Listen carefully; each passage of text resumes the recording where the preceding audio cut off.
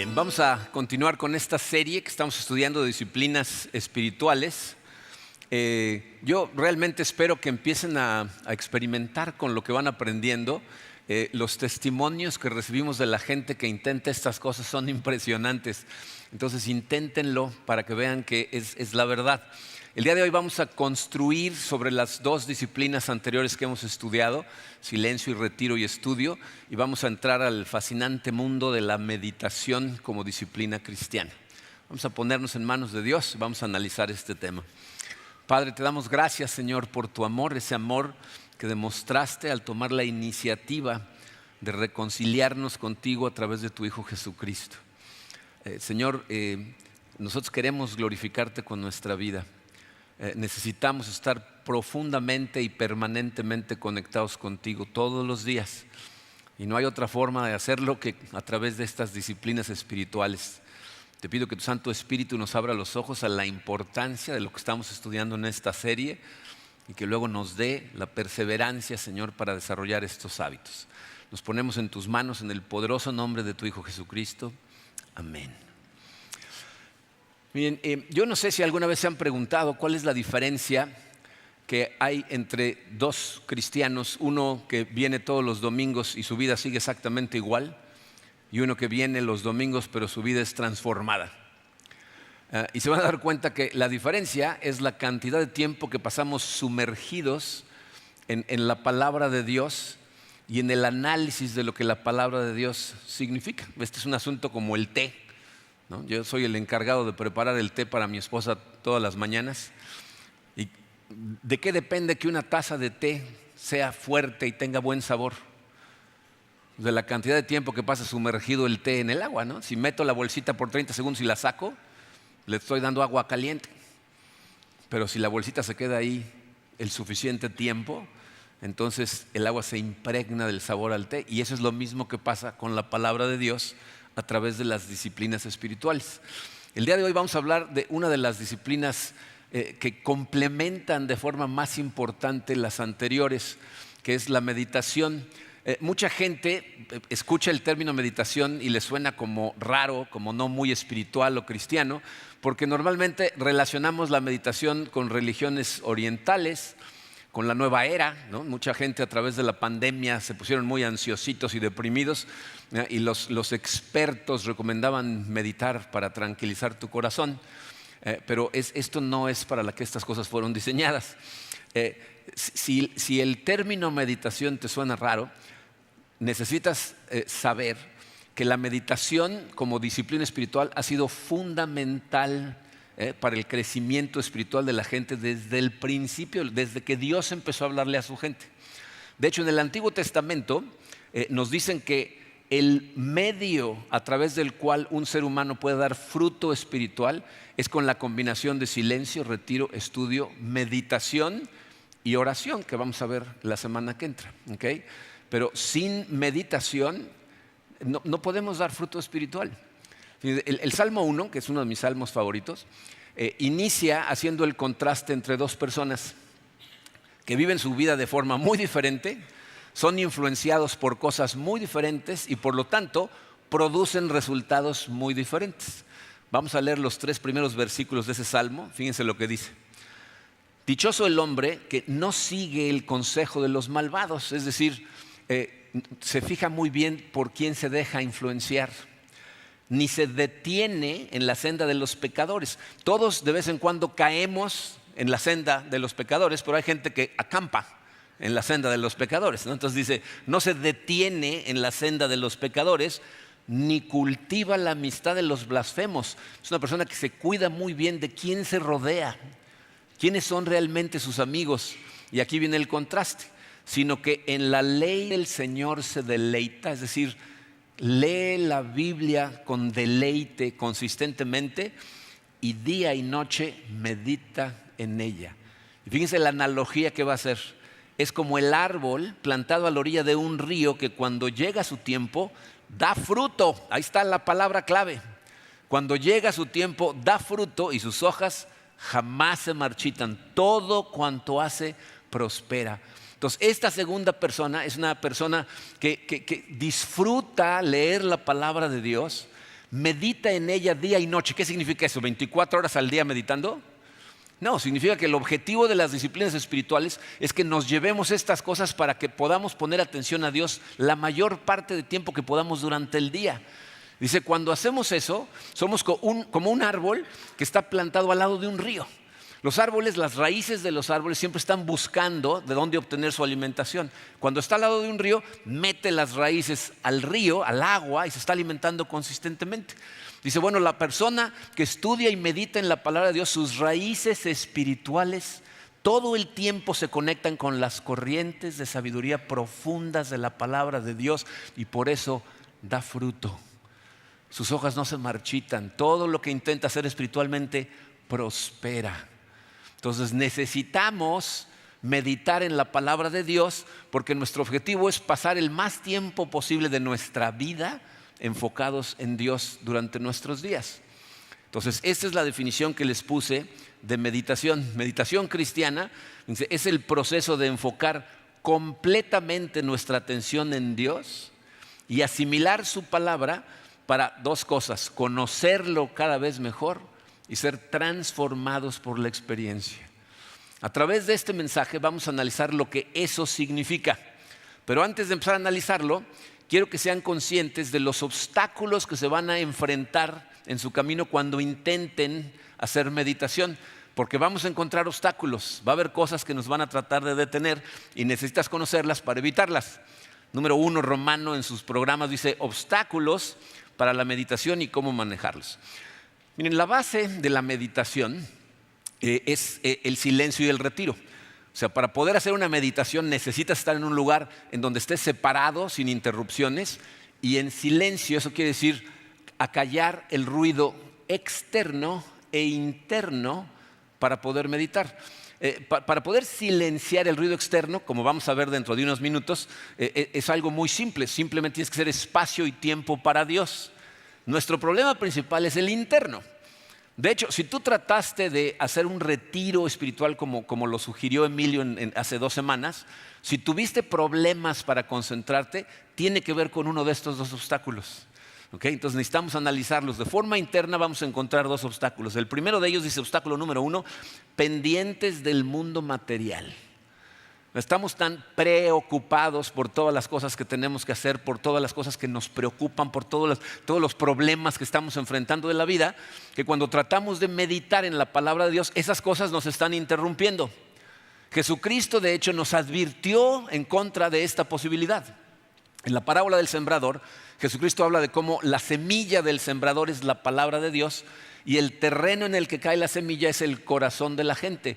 Y hay un tipo de corazón en donde tiene este problema específicamente. Se encuentra en Mateo 13:22, lo pueden seguir en su pantalla, no está en el programa. Dice, el que recibió la semilla que cayó entre espinos es el que oye la palabra, pero las preocupaciones de esta vida y el engaño de las riquezas la ahogan. O sea, las preocupaciones de la vida ahogan la palabra de Dios en tu corazón, de modo que ésta no llega a dar fruto.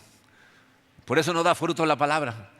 Porque en lugar de estar pensando en lo que te dice la palabra de Dios cuando la lees, estás preocupado por las cosas de la vida. ¿Cuál es la solución?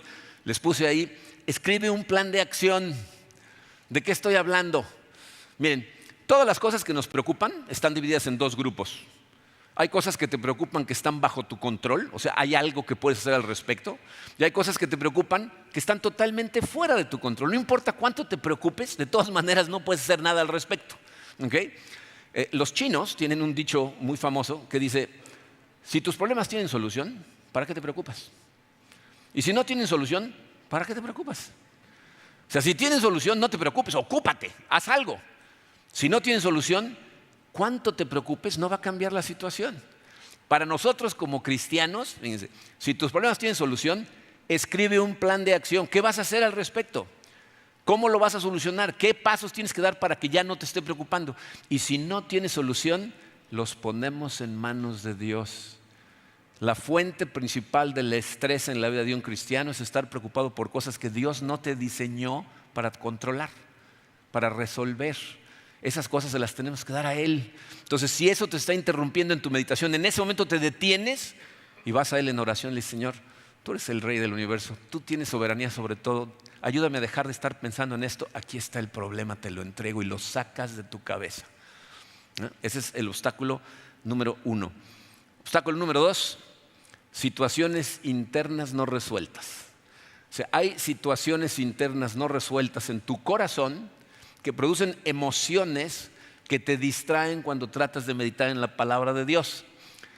Yo recuerdo la primera vez que vine a Cancún, 5 amigos y yo terminamos la secundaria y nuestros papás nos dieron permiso de venirnos a un viaje de mochileros acá a Cancún. ¿Cuántos no habían nacido en 1976? Bueno, pues ese año fue cuando vine la primera vez a Cancún, en 76. Y el primer tramo del viaje lo hicimos en tren. Salimos de la Ciudad de México hasta Palenque en tren. ¿Saben cuánto tiempo hace el tren? 24 horas. Y entonces rentamos 3 cabinas Pullman. Las cabinas Pullman son cabinas que durante el día es un sillón que sienta a 2 personas y de noche se convierte en cama. ¿Okay? Y entonces íbamos a ir 2 en cada una de las cabinas. Y me acuerdo que ya que les explicamos el plan a nuestros papás, cuando llegamos a la casa mi papá me preguntó, me dijo, nada más te quiero hacer una pregunta. ¿Qué tan bien conoces al muchacho con el que vas en tu cabina? ¿Qué tan bien te llevas con él? ¿Te cae bien? Le digo, ¿por qué? Me dice, pues va a estar encerrado 24 horas en una cabina con ese individuo. ¿Estás seguro de lo que estás haciendo? Esa fue una buena pregunta. Yo les voy a hacer una más profunda. ¿Qué tan bien te conoces a ti? ¿Te caes bien? ¿Qué tal te llevas contigo? Porque les voy a decir lo que va a pasar. Cuando empiezas a meditar, Dios se va a revelar ante ti y al revelarse te va a revelar tu corazón. Y muchas veces cuando Dios nos revela nuestro corazón, lo que queremos hacer es salir corriendo. Porque lo que vas a encontrar ahí son emociones que muchas veces no las quieres ni enfrentar. Vas a sentir culpa, vergüenza, resentimiento, ¿no? Y quieres salir corriendo en lugar de meditar. ¿Cuál es la solución a ese problema? Necesitas tener una conversación honesta con Dios. Dice, conversa honestamente con Dios. Fíjate, lo que necesitas hacer es pedirle a Dios que te ayude a hacer un examen de conciencia en su presencia, porque lo que necesitas tú es que Él te muestre lo que hay en tu corazón para que lo confrontes. Porque los gritos de tu conciencia no se van a silenciar ignorando las cosas que están ahí. Dios lo que quiere es que abras los ojos, confieses esas cosas ante Él, para que Él te muestre lo que la sangre todopoderosa de Cristo debe hacer por ti en tu conciencia. La única fuente de paz en el corazón del ser humano es entender lo que Cristo hizo en la cruz por nosotros. Este versículo va a pasar en la pantalla. Hebreos 9:14. Inicia diciendo, si esto es así, quiero que sepan de qué está hablando, porque esto está conectando este versículo con el versículo anterior. En el versículo anterior, el autor de Hebreos está diciendo que los antiguos hacían sacrificios de animales y con la sangre de los animales limpiaban sus pecados y se sentían limpios. ¿Okay? Dice, si esto es así, ¿cuánto más la sangre de Cristo, quien por medio del Espíritu Eterno se ofreció sin mancha a Dios, purificará nuestra conciencia? Escucha, ¿de qué? De las obras que conducen a la muerte. O sea, la sangre de Cristo que se entregó voluntariamente por ti, van a limpiar tu conciencia de esas obras que has hecho en el pasado que deberían de conducir a la muerte, pero no lo van a hacer si has puesto tu fe en Jesucristo. ¿Para qué limpia tu conciencia? Dice, a fin de que sirvamos al Dios viviente, para que vivas para su gloria. La única manera en que te vas a poder concentrar y tener paz en tu corazón es si entiendes lo que hizo Jesucristo en la cruz. Su sangre limpia tu conciencia y entonces esas cosas te dejan de interrumpir y puedes ir a Él con toda confianza. Una vez eliminados los obstáculos, vamos a hablar número 2 del objeto de nuestra meditación. Miren, el objeto, es decir, aquello en lo que meditamos, es un concepto muy importante porque eso es lo que nos hace diferentes de otras religiones, de filosofías orientales. ¿En qué meditamos?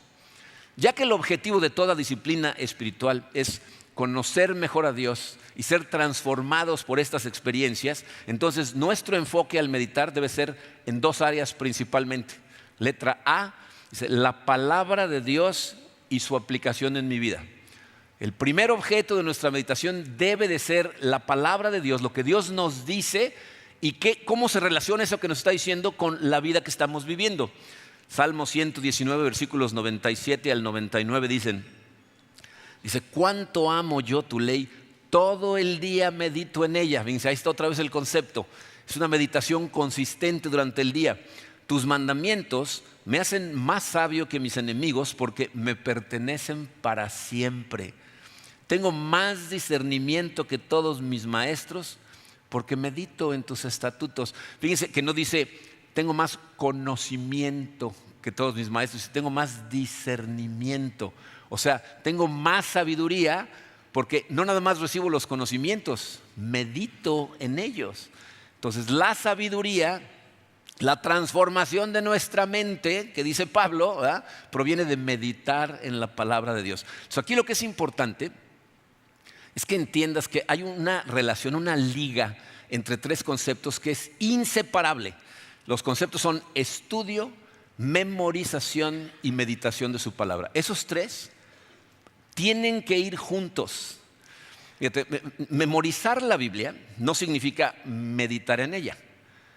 Pero si no la memorizas, no puedes meditar en ella día y noche. O sea, para poder traer a tu mente versículos durante el día y seguir meditando en ellos, necesitas tenerlos memorizados. Entonces, si no hay memorización de la palabra, realmente no vas a meditar en la palabra y no va a haber transformación. Meditación sin estudio, lo que produce son doctrinas totalmente distorsionadas. Tu meditación debe estar basada en la guía que Dios te da, en la revelación que Dios te da acerca de su palabra. Si tú no estudias, te voy a decir en qué estás meditando. En tu propia sabiduría, en lo que tú opinas. Y lo menos importante en este mundo es ¿qué opinas? ¿Qué opino yo? ¿Qué opinas tú? Lo importante es la verdad y la sabiduría de Dios. La gente que se la pasa meditando sin estudiar la palabra de Dios, lo que hace es crear unas doctrinas de comportamiento que están totalmente distorsionadas. ¿Por qué creen que está nuestra sociedad como está? Por todos los grandes pensadores que no se acercan a la palabra de Dios y han determinado que ellos pueden determinar lo que está bien y lo que está mal. ¿Qué es lo correcto y lo incorrecto? ¿Quién les puede decir a ellos si están bien o mal? Y por eso tenemos los problemas de identidad de género, relaciones homosexuales y todo lo que nos dicen ellos que está bien y que los que estamos mal somos nosotros. Porque no están utilizando la palabra de Dios como su objeto de meditación. Entonces, si tú meditas sin estudiar la verdad, cero crecimiento espiritual. ¿Y qué pasa si lo que hacemos es estudiar sin meditar? Eso lo que crea es arrogancia.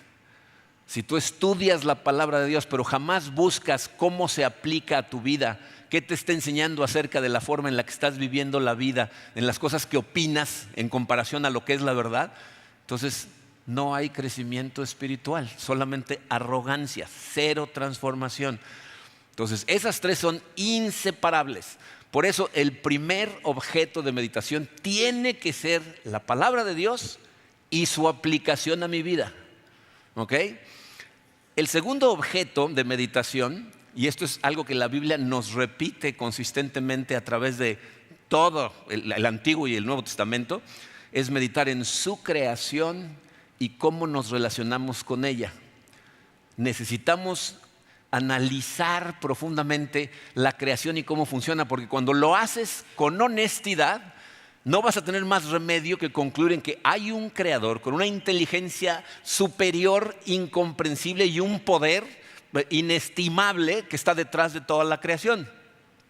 Salmo 19, versículos 1 a 4, dice esto de una manera que a mí me parece muy interesante. Fíjense cómo dice el salmista. Los cielos cuentan la gloria de Dios. El firmamento proclama la obra de sus manos. Un día comparte al otro la noticia. O sea, los días se van pasando la voz. Dice, una noche a la otra se lo hace saber. Sin palabras, sin lenguaje, sin una voz perceptible, por toda la tierra resuena su eco. Sus palabras llegan hasta los confines del mundo. Dios ha plantado en los cielos un pabellón para el sol. El salmista dice, nada más observa lo que está pasando, estudia la creación y vas a concluir en la existencia de Dios. Miren, muchos de ustedes lo saben, a mí las ciencias me gustan mucho. Me gusta mucho estudiar ciencias como la astrofísica, la microbiología.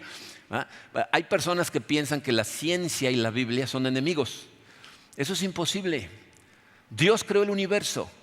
el universo funciona como funciona porque Dios implementó leyes naturales que lo hacen funcionar como funciona. Un científico honesto está buscando la verdad, es decir, está tratando de entender cómo funcionan esas leyes. Está tratando de determinar si hay fórmulas que describan la manera en que las leyes rigen el universo. Los científicos deshonestos están tratando de probar sus teorías. Esa no es una búsqueda de la verdad.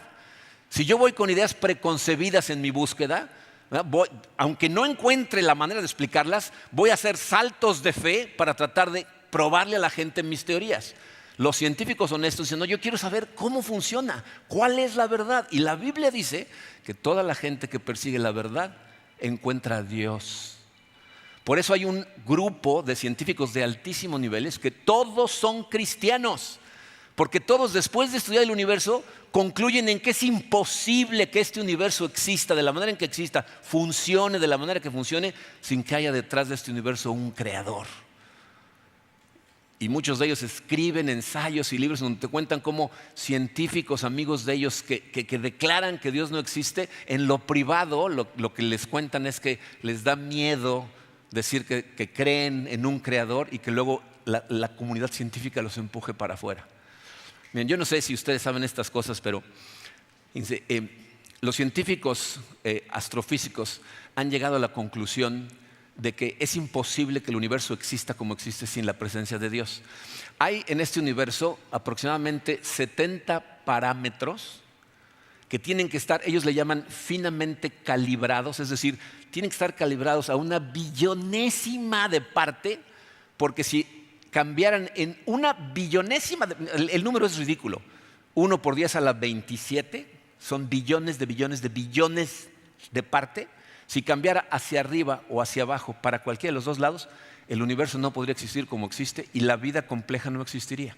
70 parámetros. Les voy a dar el ejemplo de 2 de ellos. Hay una constante en el universo que se llama la fuerza gravitacional. Entender cómo funciona la gravedad es una cosa súper compleja. En la escuela nos lo enseñan de forma muy simple, pero es una complejidad increíble. Esa fuerza gravitacional es lo que hace que todos los planetas que giran alrededor de sus estrellas giren en perfecta armonía sin salirse de su órbita ni estrellarse contra el Sol. Si la fuerza gravitacional variara en billonésimas de parte para arriba o para abajo, el universo sería un caos. O todos los planetas chocarían contra las estrellas o todos saldrían volando hacia afuera y se estrellarían todos contra todos. Hay otra constante que se llama la fuerza electromagnética y eso funciona en lo micro. La razón por la que todos los átomos del universo están en perfecto balance, es decir, si los átomos tienen un núcleo y tienen partículas que están girando alrededor. Esas partículas tienen energías que se repelen, se están empujando hacia afuera, pero la constante electromagnética es tan perfecta que todos los átomos están en perfecto balance, girando sin separarse ni implotar en todo el universo. Y si esa fuerza electromagnética variara en billonésimas de parte, o todo se desintegraría o todo implotaría. 70 variables como esas están calibradas a un punto que los científicos dicen es imposible que este universo por casualidad tenga la perfección que tiene. ¿Cómo encontraron esas cosas? Estudiando la naturaleza, estudiando a la creación, observándola. Y a lo mejor tú dices, bueno, pero yo no soy astrofísico, ¿no? ¿Cómo voy a enterar yo? La Biblia nos dice que no hace falta que seas un científico, nada más con observar. Desde la época de la Biblia, fíjate, Pablo dice que nadie tiene excusa. Pueden leer esto en la pantalla, Romanos 1:20, dice, porque desde la creación del mundo, las cualidades invisibles de Dios, es decir, su eterno poder y su naturaleza divina, se perciben claramente a través de lo que Él creó, de modo que nadie tiene excusa.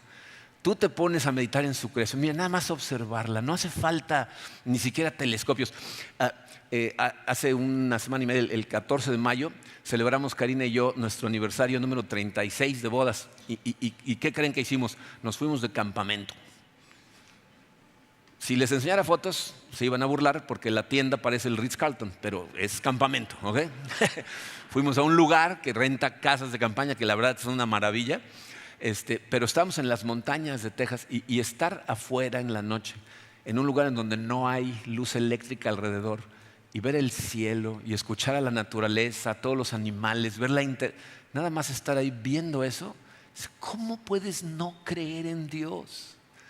Es una perfección a tu alrededor. Cuando te pones a meditar en esa creación, te das cuenta del tamaño de Dios, del tamaño que nosotros tenemos y de cómo es posible que esté al pendiente de nosotros.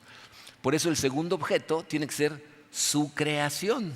¿Okay? Entonces meditamos en su palabra y meditamos en su creación. Ahora sí vamos a la práctica. La práctica de la meditación es el número 3.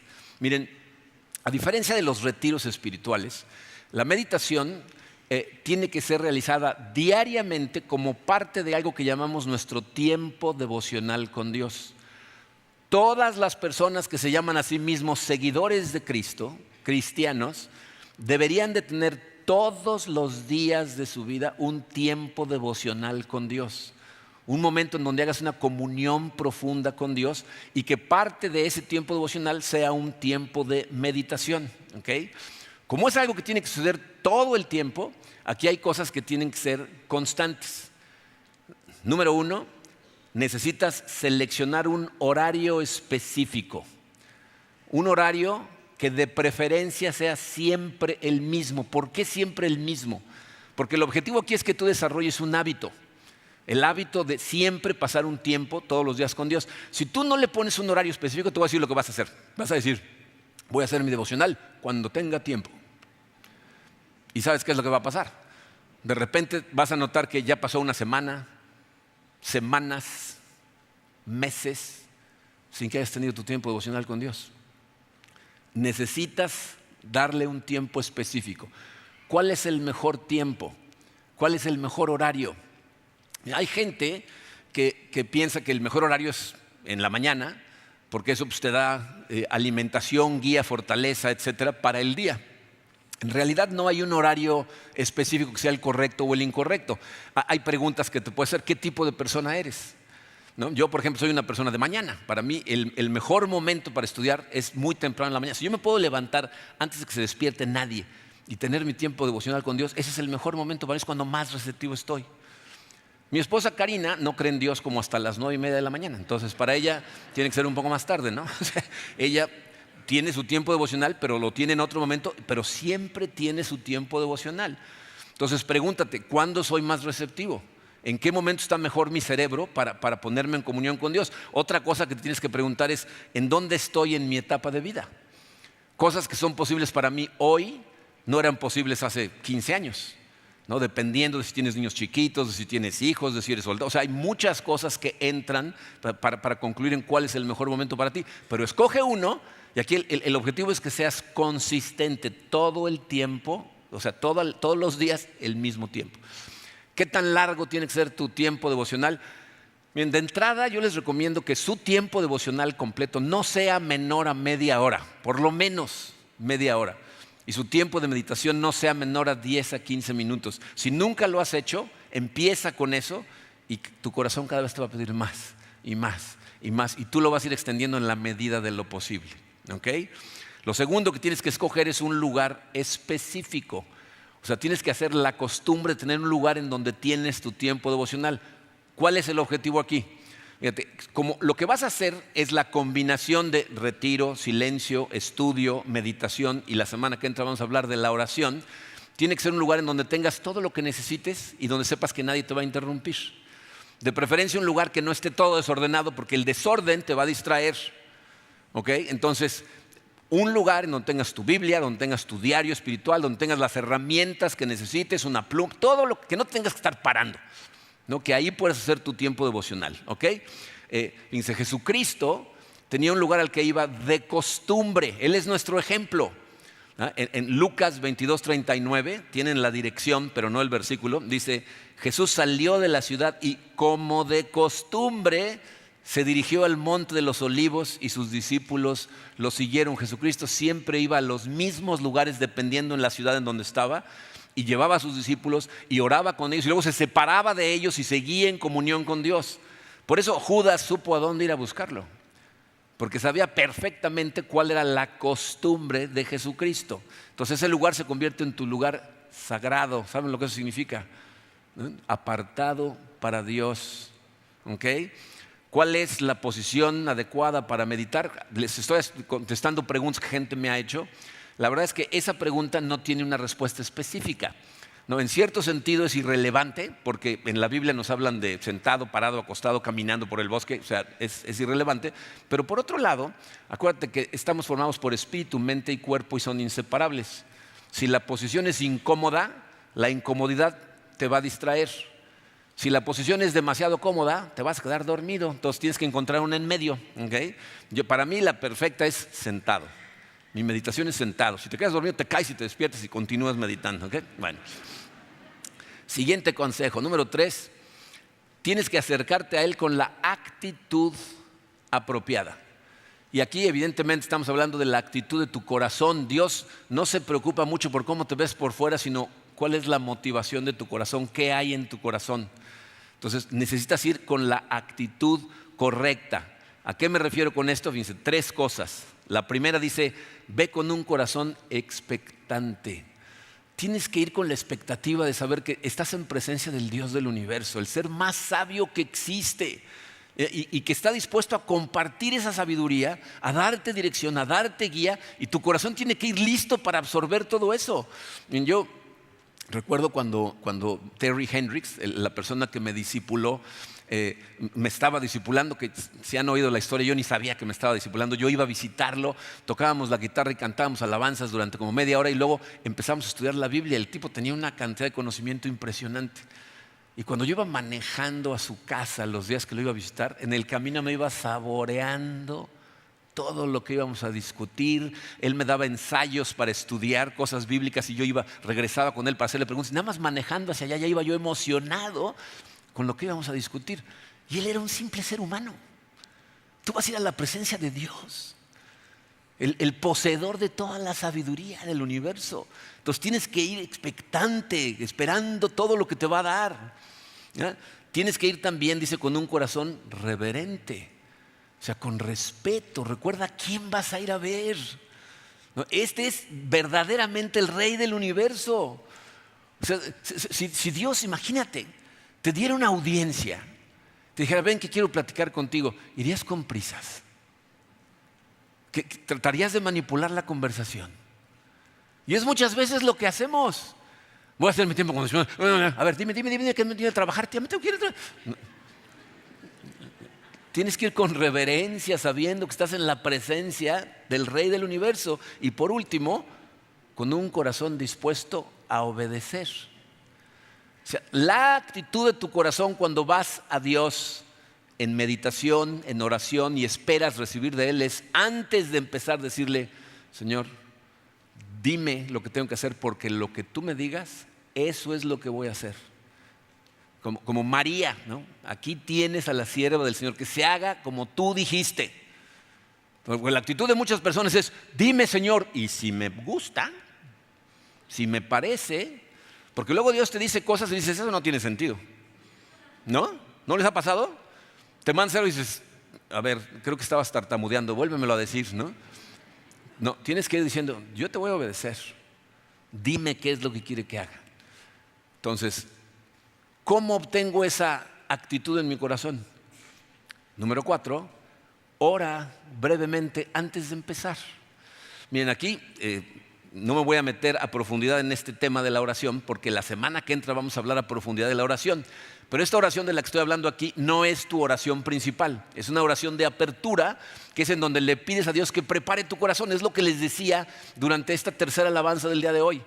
Si tú preparas tu corazón antes de recibir la palabra de Dios, tus ojos espirituales ven más de lo que te puedes imaginar. Entonces le tienes que pedir, prepara mi corazón, Señor. ¿Y saben qué es válido? Orarle a Dios la Biblia de regreso. El libro de Salmos es una colección de oraciones. Entonces, órale la Biblia a Dios. Hay muchos versículos que son excelentes oraciones con las que puedes iniciar tu tiempo devocional. Ahí, por ejemplo, les puse el Salmo 139, versículos 23 y 24. Dice el salmista, examíname, oh Dios, y sondea mi corazón. Ponme a prueba y sondea mis pensamientos. Fíjate si voy por mal camino y guíame por el camino eterno. Padre, analiza mi corazón y muéstramelo a mí. Si estoy haciendo algo mal, si estoy caminando mal, a lo mejor yo no lo estoy viendo, pero tú sí lo ves, enséñame, Señor. Este otro va a pasar en la pantalla, me gusta mucho, Salmo 119, 18. Dice, ábreme los ojos para que contemple las maravillas de tu ley. Miren, muchas personas piensan en la ley de Dios como algo que hay que soportar, ¿no? Como algo difícil, como un yugo pesado, dice Jesucristo. Pero la misma Biblia nos dice que en su ley hay maravillas y no las vemos. ¿Por qué no las vemos? Porque la estamos viendo con ojos carnales en lugar de con ojos espirituales. Entonces este salmista dice, abre mis ojos, déjame ver tus maravillas, ayúdame a enamorarme de tu palabra. Haces esas oraciones y vas a ver qué diferente va a ser tu lectura de la Biblia y después tu meditación. Punto número 5, lee el pasaje que toca de las Escrituras. ¿Se fijaron que no dije lee un pasaje de las Escrituras? ¿Qué asume este punto? Que estás leyendo la Biblia sistemáticamente. La Biblia no debe de ser leída al azar. Señor, dame dirección. A ver qué me vas a decir hoy. Así no se lee la Biblia. Se lee en orden. Hay muchos diferentes programas de lectura de la Biblia. Escoge uno y síguelo sistemáticamente. Te voy a decir por qué es tan importante. Cuando tú lees la Biblia, por ejemplo, tú toma un libro del Nuevo Testamento y léelo, estúdialo detenidamente completito y te va a llevar a lugares a donde no querías ir. Te va a confrontar con cosas que normalmente lo quieres es cerrar los ojos y voltearte para el otro lado. Entonces, si quieres que Dios realmente te hable, necesitas leer sistemáticamente. Y esta lectura es una lectura de comprensión. ¿A qué me refiero con eso? Fíjate, tienes que leer con el suficiente detenimiento de manera que lo que leas no nada más llegue a tu cerebro, que llegue a tu corazón. Entonces lee despacio, saborea lo que estás leyendo. Hay gente que se ufana de los 15 capítulos que lee todos los días. ¿Cuánto te llevas? ¿Cuánto te afecta? Aunque leas poco, pero lee bien. Entonces lee tu Biblia despacito y entonces sí, fíjense, hasta el punto número 6, medita en lo que acabas de leer. Ahora sí necesitas meditar. ¿Qué significa meditar? ¿Cómo hago eso? Estaba yo sorprendido cuando me puse a estudiar acerca del concepto de la meditación y encontré que lo definían con un término que yo jamás hubiera relacionado con la meditación. En una de las definiciones que encontré decía, meditar es como rumiar. ¿Saben lo que es un rumiante? Hay animales que son rumiantes, como por ejemplo las vacas. Las vacas cuando comen, se meten el alimento a la boca y mastican, empiezan a masticar. Y mastican durante un tiempo y luego se pasan el alimento. La vaca tiene el estómago dividido en 4 diferentes estómagos. Entonces se pasan el alimento a un estómago en donde después lo devuelve a la boca y vuelven a masticar. Y luego se lo vuelven a pasar hasta que por fin llega al último, ya hace guácatelas, ya lo tengo claro, ¿ok? Pero quiero que entiendan la imagen que nos está transmitiendo. Las vacas, antes de desechar el alimento, antes de dejarlo pasar, primero le exprimen hasta la última gota de nutriente que tiene la comida. Eso es meditar. Tomar la palabra de Dios y darle vueltas, analizarla, profundizar en lo que significan los conceptos, lo que te está diciendo una y otra, hasta que puedes obtener todo lo que un pasaje te puede decir. ¿Ok? Fíjate, les voy a decir cómo meditamos. Cuando leas el pasaje que te toca, si lo estás leyendo como les estoy diciendo, despacio, con el corazón, va a haber pasajes, por lo menos uno, si no es que más, que van a saltar. Nos pasa mucho que lees un pasaje que has leído antes y de repente hoy ¡pum!, te pega. Uno, salta, te dice algo, ¿no? Yo en ese momento me detengo y subrayo ese pasaje en mi Biblia. Hay gente que no le gusta subrayar sus Biblias, está bien. Diario espiritual, escribe el pasaje y termina tu lectura. Y ya que la terminaste, regresas a ese pasaje, a ese versículo. Y lo que vas a hacer es lo lees 2 o 3 veces despacio, palabra por palabra. Cierras los ojos y lo tratas de repetir sin leerlo. Si no puedes, vuelves a leerlo hasta que puedas decir el versículo completo en tu mente sin leerlo. Y en ese momento estás listo para meditar en él. Les voy a dar aquí 2 técnicas y un consejo acerca de una tercera meditación Como comercial, les comento que en nuestra clase de paso 2, después de Introducción a Comunidad de Fe, en una de las clases les damos 6 diferentes técnicas de meditación y las vemos a más profundidad. Aquí les voy a hablar de 2. ¿Okay? La primera de ellas dice, analiza cada palabra clave de ese versículo. O sea, en tu mente, detente y trata de sacarle lo más posible de conocimiento a cada una de esas palabras. Por ejemplo, uno de los versículos más famosos en toda la Biblia es el versículo 1 del Salmo 23, que dice, el Señor es mi pastor, nada me falta, ¿no? Mucha gente lee ese salmo de corridito, se pasa por ese versículo como si nada y se sigue.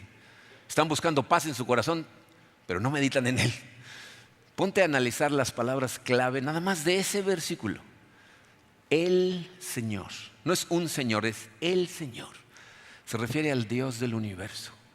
La palabra de Dios nos dice que todas las cosas fueron creadas por Él y existen por Él y para Él. El Señor es dueño de todo el universo. La riqueza del universo, lo que existe en este planeta, la comida que como todos los días, el aire que respiro, es de Él. El Señor es. No va a ser, no a lo mejor, no si me porto bien, es mí. No el ambiguo nosotros, la iglesia, Marco Monroy Pacheco, yo. El Señor es mi pastor. El pastor, el que se encarga de cuidar a las ovejas, el que las lleva a donde hay pastizales para comer, las lleva a los ríos para beber agua. Si vienen animales enemigos, las protege, está dispuesto a dar la vida por mí. Si me enfermo, me cuida. Si se me rompe una pierna, me carga. Él está al pendiente de mí en todo momento. El Señor es mi pastor. ¿Qué me puede faltar? ¿Qué puedo necesitar aparte de Él? Ese es un versículo. Nada más analizar un versículo y lo hice rápido. Porque si te detienes a ver más, le sacas a esa línea páginas para ti. Entonces, esa es una técnica. Otra técnica es visualizar las historias que lees en la Biblia. Esta funciona muy bien para cuando lees partes de la Biblia donde te están contando historias de gente real que vivió en la Biblia. Y tienes que acordarte cuando lees esas historias que esa gente no sabía que iba a aparecer en la Biblia. O sea, ellos simplemente estaban viviendo su vida y vivieron cosas que ahora aparecen en la Biblia. Entonces, fíjate, esta técnica de meditación lo que te invita a hacer es, después de leer el pasaje varias veces, cierra los ojos y trata de imaginarte lo más vívidamente posible que eres cada uno de los diferentes personajes clave de la historia. ¿Qué pensarías y cómo se relaciona con tu vida en este momento? ¿No? El ejemplo que les damos en el paso 2 es, imagínate esa escena en donde un grupo de amigos llegan con un paralítico, ¿no? Está paralizado su amigo en una camilla y como la casa está tan llena, se suben al techo, hacen un agujero y lo bajan en medio de todos, enfrente de Cristo. Cristo perdona sus pecados, ¿verdad? Los fariseos en su mente dicen, ¿cómo se atreve a perdonar? Entonces Cristo lo sana y se va caminando el individuo, ¿no? Trata de ponerte en el lugar, por ejemplo, de uno de los amigos que están en el techo, ¿no? Estás haciendo el agujero diciendo, a ver si no nos corren, ¿no? ¿Qué irá a pasar? ¿No? Y bajas a tu amigo, ¿no? Y voltea a Jesucristo y queda asombrado de tu fe. Porque creíste en Él y trajiste a tu amigo y ves los ojos de amor de Jesucristo viendo hacia arriba diciendo, wow. Y entonces piensas, ¿qué me dio el valor de hacer esto? ¿Cómo me atreví a hacer un agujero en el techo de otra persona y bajar a este individuo? Y ahora tráetelo a tu vida. ¿Será que conozco gente en mi vida que está paralizada, necesita de Cristo y no me da el valor de arrastrarlo hasta su presencia? ¿Cuánto tiempo me voy a esperar si Jesucristo lo va a recibir con los brazos abiertos? ¿Quiénes están en mi vida paralizados? ¿Qué me dio el valor de hacer esto por mi amigo, pero no por otros amigos? ¿No? Ahora, ponte en el lugar del paralizado, ¿no? Bajas con miedo, ¿no? Primero de que se va a caer la camilla y luego cuando ya estás abajo, a ver qué va a pasar aquí. Pero ves los ojos de amor de Cristo que te dice, tus pecados han sido perdonados. Y tú por dentro piensas, ¿cómo que mis pecados? Si yo lo que quería era caminar, ¿no? O sea, ¿en serio? ¿Eso es todo? ¿Tanto para esto? Y tráetelo a tu vida. ¿Sería suficiente para mí con que Jesús me sane? Espiritualmente hablando, o lo estoy persiguiendo porque necesito algo físicamente de Él y eso es lo que quiero realmente. ¿Para qué lo estoy buscando? ¿Por qué lo persigo? ¿Me basta con Él o necesito que me dé algo? ¿No? Ponte en el lugar del dueño de la casa, emocionado porque el maestro estuvo dispuesto a venir a tu casa y de repente empiezan a hacer un agujero en el techo de tu casa y tú dices, ¿qué están haciendo? ¿No? ¿Es suficiente para mí el poner mis recursos en las manos de Dios para que otros se salven? ¿O me preocupan más mis cosas que la salvación de la gente a mi alrededor? ¿Estoy pensando, gloria a Dios que salvó a este individuo? ¿O estoy pensando, ¿quién va a pagar por ese agujero? ¿No? O sea, ponte en el lugar de todos, ¿no? Los que están afuera en la ventana, ¿no? Llegué tan tarde que no puedo ni entrar. ¿No me pasa? Estoy tan ocupado con otras cosas que ni siquiera llego a ver a Cristo. Haz ese ejercicio con diferentes y vas a ver la cantidad de confrontación que vas a recibir, la cantidad de ánimo que vas a recibir. Y esta tercera dice, escoge una parte de la creación, ¿no? Les digo que el segundo objeto de nuestra meditación tiene que ser la creación. Entonces, escoge algo. Trata de pensar en el tamaño del universo. Ponte a estudiar un poquito acerca del tamaño del universo, de las distancias que hay entre nuestro sol y el siguiente sol. Y luego analiza la cantidad de soles que hay en el universo y trata de imaginarte ese tamaño. Y luego imagínate que la Biblia dice que todo eso es la orillita de la gloria de Dios. Y trata de analizar lo que eso significa. Una meditación que me gusta hacer es imaginarme que estoy afuera, ¿no? De la Vía Láctea, ¿no? En la presencia de Dios. Estoy volando como uno de los superhéroes que pueden respirar en la estratosfera, ¿no? Estoy viendo a la Vía Láctea y de repente, como en algunas escenas que seguramente han visto en películas, me empiezo a acercar a toda velocidad hacia la Vía Láctea, ¿no? Y empiezas a ver pasar nébulas y estrellas y cada vez me acerco más y entonces veo a la distancia nuestro sistema solar. ¿No? Y me empiezo a acercar y empiezo a pasar planetas, ¿no? Y paso junto a Plutón primero, que sí es planeta. Paso junto a Plutón, ¿no? Y paso junto a Júpiter y entonces veo la Tierra, ¿no? Y me empiezo a acercar y veo el continente americano y me empiezo a acercar, veo la península de Yucatán y veo Cancún en la esquinita y me acerco y veo la ciudad cada vez más grande, veo mi colonia, veo mi casa y termino sentado en mi sillón en donde estoy meditando y pienso, aquí estoy. El universo es de este tamaño y Dios me está viendo a mí. Ahorita está preocupado por mi salud espiritual, por mi familia, por mis hermanos, por mi iglesia. Dios, viéndome a mí.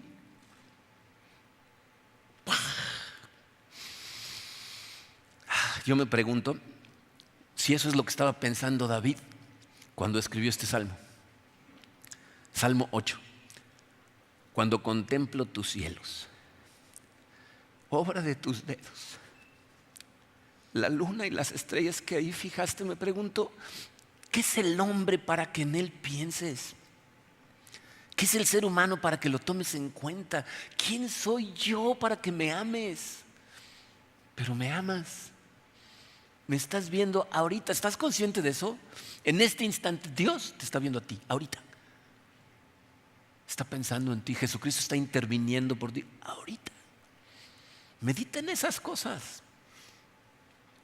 Y les puse este consejo, sin importar cuál uses, intercala espacios de silencio y escucha, detente, analiza. Número 7, escribe lo que Dios te muestre. Esta es la parte crucial de esto. Todo estudio y meditación debe de terminar con aplicación. ¿De qué me habló Dios? ¿Hay algún pecado que tengo que reconocer?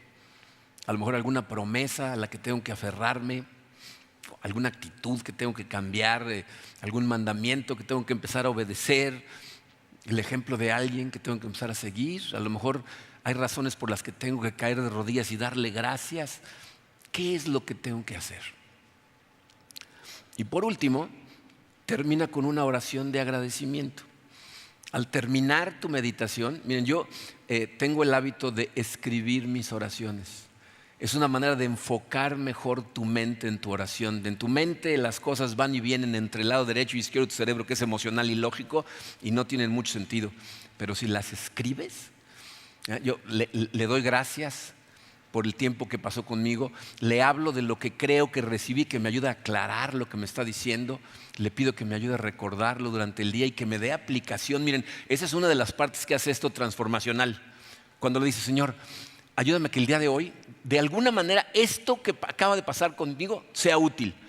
Y te vas a sorprender de lo que va a hacer, porque de repente pasa algo que dices, ¡ah! El versículo de hoy, ¿no? Y se lo sueltas a alguien o lo necesitas para ti. Y ahí es donde te das cuenta cómo Dios verdaderamente, ahí está. Como conclusión, la práctica evidentemente hace al maestro.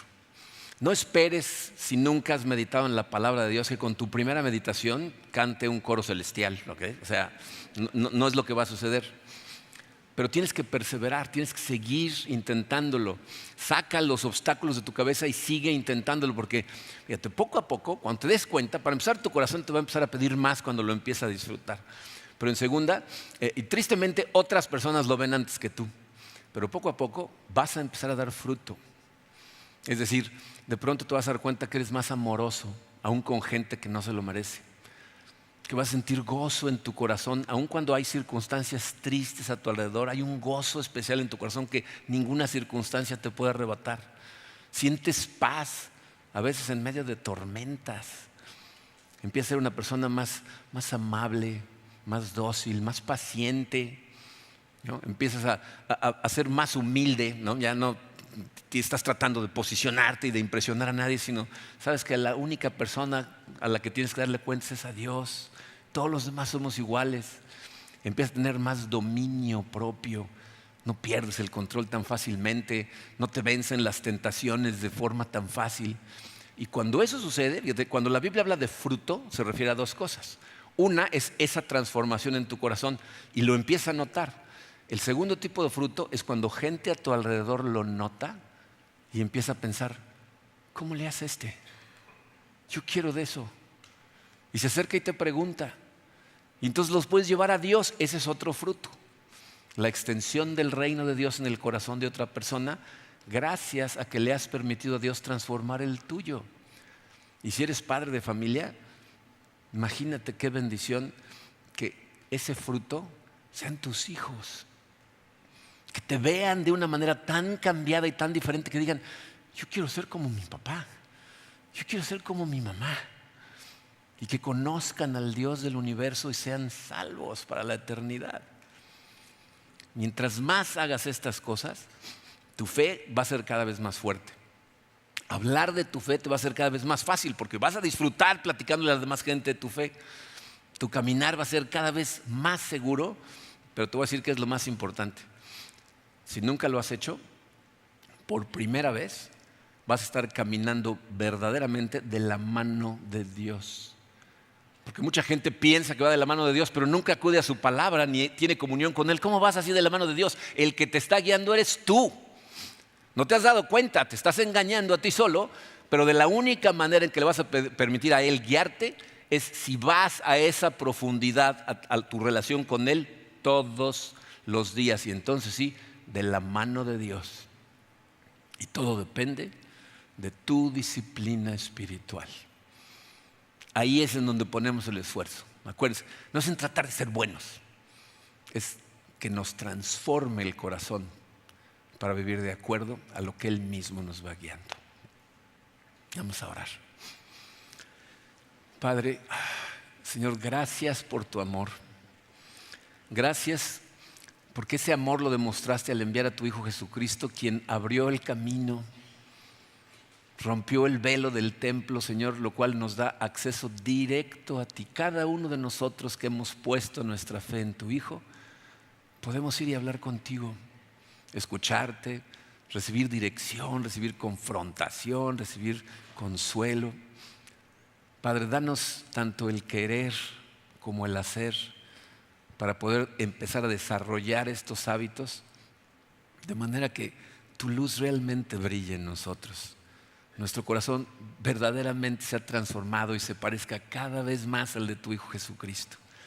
Recuérdanos, Señor, que todas las cosas que nos pides que hagamos siempre son por nuestro bien, para tu gloria, pero también para nuestro gozo.